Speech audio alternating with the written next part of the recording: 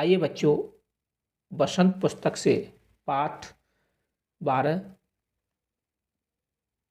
शीर्षक सुदामा चरित, कवि नरोत्तम दास। सुदामा चरित पाठ का अध्ययन करेंगे। सुदामा चरित पाठ का अध्ययन करने से पहले कवि का जीवन परिचय जान लेना आवश्यक है। कवि का जीवन परिचय इस प्रकार से है। जीवन परिचय: नरोत्तम दास हिंदी के प्रमुख साहित्यकार थे। इनका जन्म 1550 विक्रम ईस्वी के लगभग वर्तमान उत्तर प्रदेश के सीतापुर जिले में हुआ और निधन यानी कि इनकी मृत्यु सन 1650 ईस्वी में हुई। इनकी भाषा ब्रज है। सुदामा चरित, ध्रुव चरित, नाम संकीर्तन, विचारमाला इनकी प्रमुख रचनाएं हैं। ये ब्रज भाषा के प्रमुख कवि हैं। इनका साहित्य बड़ा ही महत्वपूर्ण है। आइए बच्चों, अब हम पाठ प्रारंभ करते हैं, जो इस प्रकार से है। शीशु पगा न झगा तन में, प्रभु जाने को आए बसे के ही ग्रामा। धोती फटी सी लटी दुपुटी, और उपाय उपानहु को नहीं सामा। द्वारे खड़ो दुजे दुर्बल के रहो चक सो वसुधा अभिरामा। पूछतु दीन दयाले को धाम, बतावते आपनो नाम सुदामा। पूछतु दीन दयाल को धाम, बतावत आपनो नाम सुदामा। आइए बच्चों, अब हम इसके कठिन शब्दों को जानते हैं, जो इस प्रकार से है। शीश यानी सिर, पगा माने पगड़ी, झगा माने कुर्ता, तन माने होता है बच्चों शरीर, द्वार माने दरवाजा, खड़ो माने खड़ा है। द्विज दुर्बल यानी कि दुर्बल ब्राह्मण यानी कमजोर ब्राह्मण, रहो चक्षु यानी कि चकुत, अभिराम यानी कि सुंदर, दीनदयाल माने प्रभु कृष्ण। आइए बच्चों, अब हम इसका भावार्थ जानते हैं, जो इस प्रकार से है। प्रस्तुत काव्यांश नरोत्तम दास जी द्वारा रचित सुदामा चरित से लिया गया है। इस काव्यांश में कवि कहते हैं कि जब सुदामा कृष्ण के महल के सामने खड़े थे, तब द्वारपाल ने महल के अंदर जाकर श्री कृष्ण को बताया कि हे प्रभु, बाहर महल के द्वार पर एक गरीब व्यक्ति खड़ा हुआ है, बहुत ही दयनीय अवस्था में, और वह आपके बारे में पूछ रहा है। उसके सिर पर ना तो पगड़ी है और ना ही शरीर पर कोई कुर्ता है। पता नहीं वो किस गांव से चलकर यहाँ तक आया है। उसने ऐसा कुछ नहीं बताया है। कोई फटी हुई धोती और गमछा पहने हुए हैं। उसके पैरों में जूते भी नहीं हैं। द्वारपाल आगे कहता है कि दरवाजे पर खड़ा हुआ गरीब कमजोर सा ब्राह्मण होकर धरती और महल के सौंदर्य को निहार रहा है, यानी कि देख रहा है बच्चों। वह द्वारका नगरी को देख कर बहुत ही हैरान है। वह सुंदर महलों को बहुत ही हैरानी की दृष्टि से देख रहा है। वह दीनदयाल अर्थात आपका निवास स्थान पूछ रहा है और अपना नाम सुदामा बता रहा है। आइए बच्चों, अब हम आगे का भाग पढ़ते हैं, जो इस प्रकार से। ऐसे बेहाल विवाइन सो, पग कंटक जाल लगे पुन जोए। हाय महादुख पायो सखा, तुम आए इते न किते दिन खोए। देख सुदामा की दीन दशा, करुणा करके करुणा निधि रोए। पानी पराते को हाथ छुओ नहीं, नैनन के जल सो पग धोए। पानी पराते को हाथ छुओ नहीं, नैनन के जल सो पग धोए।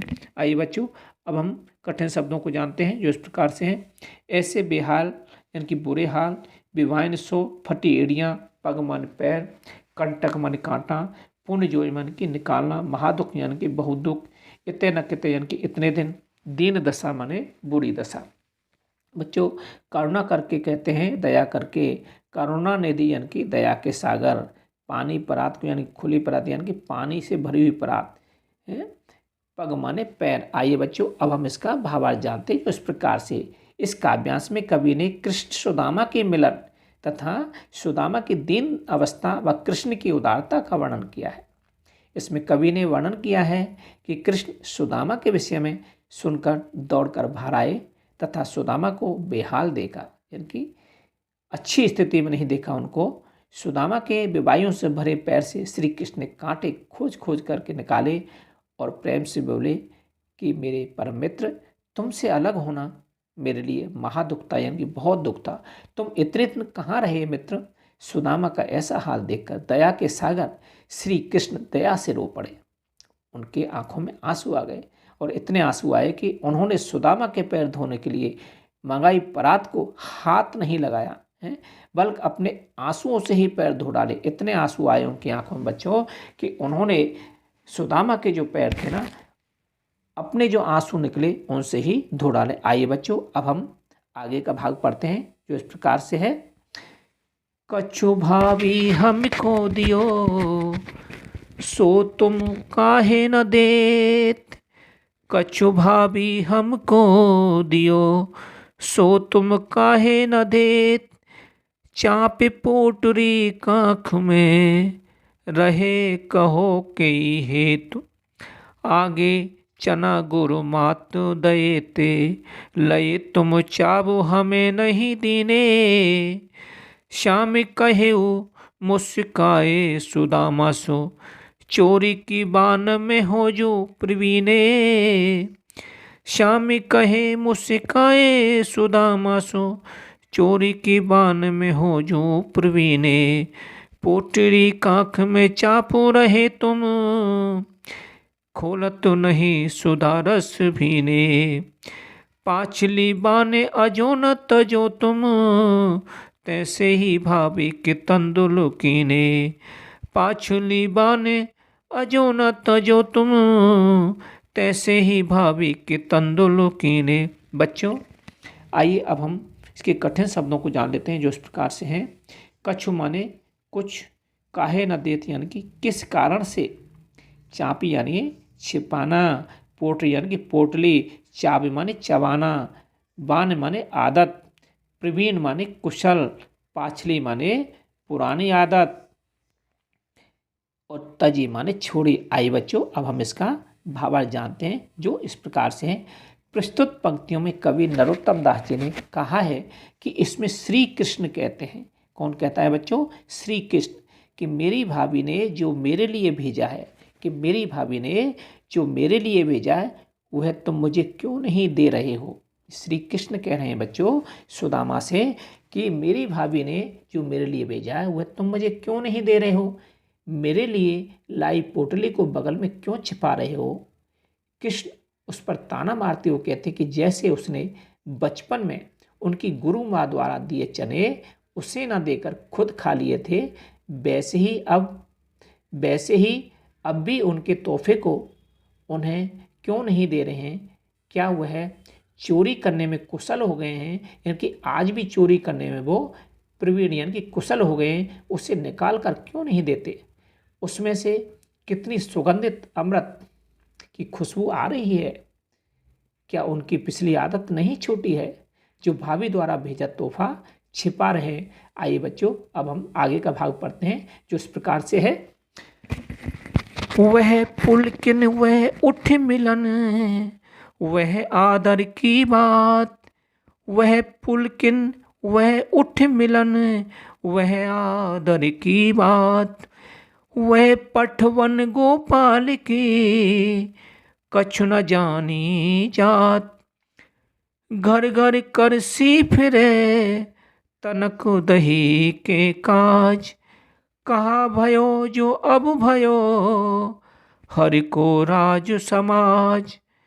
हो आवत नाही हो तो, वाही पठो ठेल।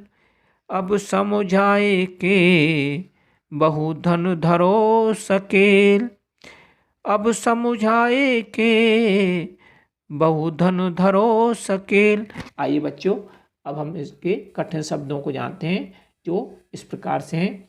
पुलकन यानी कि खुश होकर, उठी मिलन यानी कि गले मिलना, पठवन माने कि भेजना, जात माने जाति, हरि माने कृष्ण, राज समाज यानी कि राज्य में, उड़त फिर यानी कि इधर उधर फिरना, तनक माने थोड़ा, वाही पठो माने होता है बच्चों खाली हाथ, ठेले माने भेजना। आइए अब हम इसका भावार्थ जानते हैं जो इस प्रकार से है। इस पद में कृष्ण सुदामा को खाली हाथ भेज देते हैं। इस बात पर सुदामा को बहुत दुख होता है। इस सवैया में यही वर्णन है कि सुदामा सोच रहे हैं कि जब वे कृष्ण के यहाँ पर पहुँचे थे तब तो उन्होंने बड़ी प्रसन्नता दिखाई थी, वे उठकर गले मिले थे और सुदामा को बहुत आदर भी दिया था, पर विदाई के अवसर पर इस तरह खाली हाथ भिजवाने की बात सुदामा को कुछ समझ नहीं आ रही थी। वास्तव में कृष्ण ने सुदामा को उनके 2 मुट्ठी चावल खाते ही 2 लोगों की धन दौलत दे डाली थी, जिससे सुदामा बिल्कुल अनजान थे। सुदामा कृष्ण के बचपन को याद करके सोचते हैं कि यह वही कृष्ण है जो थोड़ी सी मांगने के लिए घर घर हाथ फैलाया करता था। भला वह उन्हें क्या देंगे? सुदामा तो पहले ही से माखन चोर कृष्ण को जानते थे, पर उनकी पत्नी ने उन्हें जिद करके भेजा था। सुदामा बहुत नाराज थे और सोच रहे थे कि अब जाकर वे अपनी पत्नी से कहेंगे कि बहुत धन मिल गया है, अब इसे संभाल कर रखो। वे यहाँ आना नहीं चाहते थे।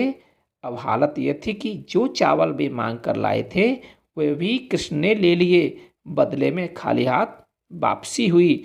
आइए बच्चों, अब हम इस पाठ का आगे का भाग पढ़ते हैं, जो इस प्रकार से: बैसो ही राजु समाज बने, गजबाजु घने मन संप्रभु छायो। बैसो ही राजु समाज बने, गजबाजु घने मनु संभ्रभु छायो। कह दो पर्यो कहूँ मार्ग भूल, कि फेरी के मैं अब द्वारिका आयो। कह दे पर्यो कहूँ मार्ग भूल, कि फेरी के मैं अब द्वारिका आयो। भोन बिले बिलो के बे को मने लोचन, सोचत ही सब गाँव मझायो। पूछत पांडे फिरे सब सो, पर झोंपुरी को कहूँ खोजू न पायो। पूछत पांडे फिरे सब सो, पर झोंपुरी को कहूँ खोजू न पायो। झोंपुरी को कहूँ खोजू न पायो। आइए बच्चों, अब हम इसके कठिन शब्दों को जान लेते हैं, जो इस प्रकार से है। बैसो ही मने बैसे, गजबाज यानी कि हाथी घोड़ा। संभ्रम छायो यानी कि भ्रम हो गया। पर्यो माने अनजान, मार्ग माने रास्ता, फेर के यानी कि दोबारा, भवन यानी कि भवन, बिलोक के वे यानी कि देखना, लोचत यानी कि लालच, मझाए यानी कि बीच में। आइए बच्चों, अब हम इसका भावार्थ जानते हैं, जो इस प्रकार से इस सवैया में बताया गया है कि सुदामा ने अपने गांव में जाकर देखा कि वहाँ पर द्वारका जैसा ही ठाट बाट है, वैसा ही राज समाज है। वहाँ उसी प्रकार के हाथी घोड़े थे जैसे द्वारका में थे। इससे उनके मन में भ्रम छा गया। सुदामा को लग रहा था कि भूलकर फिर से द्वारका ही लौट आए हैं, वे शायद रास्ता भूल गए हैं। वहाँ भी द्वारका जैसे भव्य महल बने हुए थे। सुदामा के मन में उन भवनों को देखने का लालच आ रहा था। यही सोचकर वे गांव के बीच में चले गए। वहां जाकर सुदामा ने सभी से अपनी झोंपड़ी के बारे में पूछा, पर वे अपनी झोंपड़ी को खोज नहीं पाए। वास्तव में उनकी झोंपड़ी के स्थान पर श्री कृष्ण की कृपा से भव्य महल दिखाई दे रहे थे। उनका पूरा गांव ही अलौकिक आवाज से चकाचौंध हो रहा था। बच्चों, जिनके कारण वे भ्रमित हो रहे थे, श्री कृष्ण उनकी बिना बताए ही सहायता कर दी थी उन्होंने, श्री कृष्ण ने। आइए बच्चों, अब हम आगे का भाग पढ़ते हैं, जो इस प्रकार से है। के वह टूटी सी छानी हती, कह कंचन के अब धाम सुहावत। के वह टूटी सी छानी हती, कह कंचन के अब धाम सुहावत। के पग में पन ही न हती, कहले गजराज ठाड़े महावत। भूमि कठोर पे रात कटे, कह कोमल से जो पर नींद न आवत। भूमि कठोर पे रात कटे, कह कोमल से जो पर नींद न आवत। कह जुर तो नहीं कोदी सवा, कह प्रभु के परताप ते दाखो न भावत। कह जुर तो नहीं कोदी सवा, कह प्रभु के परिताप ते दाखो न भावत। आइए बच्चों, अब हम इसके कठिन शब्दों को जान लेते हैं, जो इस प्रकार से हैं। छानी यानी कि झोंपड़ी। और कंचन कहते हैं सोने। धाम माने महल, पनही माने जूता, गज राजेऊ माने हाथियों के ठाट बाट, और भूमि यानी कि जमीन, कटे माने गुजरती, कोमल सेज यानी कि मुलायम बिस्तर, नहीं कोदी सवा यानी कि घटिया किस्म के चावल, दाख माने किशमिश, मुनक्का। आई बच्चों, अब हम इसका भावार्थ जानते हैं जो इस प्रकार से है। प्रस्तुत पद में श्री कृष्ण द्वारा सुदामा को धन धान से परिपूर्ण कर देने का वर्णन किया है। कवि कहते हैं बच्चों कि कहाँ सुदामा के पास टूटी फूटी सी फूस की झोंपड़ी थी और कहाँ अब स्वर्ण महल सुशोभित हो रहे हैं। पहले तो सुदामा के पैरों में जूतियां तक नहीं होती थी और कहाँ अब उनके महल के द्वार पर महावत के साथ हाथी खड़े रहते हैं, अर्थात सवारी के साधन उपलब्ध हैं।